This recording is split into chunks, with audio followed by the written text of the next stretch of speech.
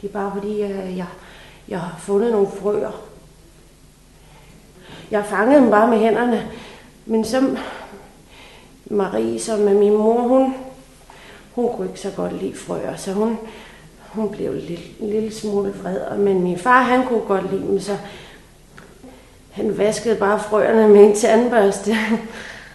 Og nu bor de i et akvarium hos os.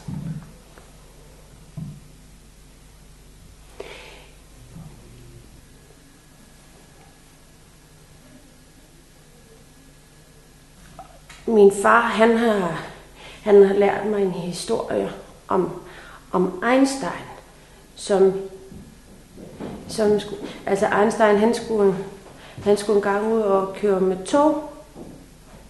Han skulle til Princeton fra New York, eller også var det omvendt, og så i toget, så kommer der en togfører, så spørger han bare togførerne om hvor toget kører hen.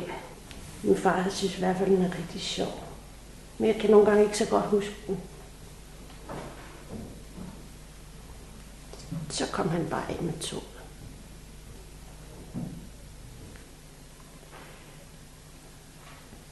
Bjørnen sover i sin lune bolig.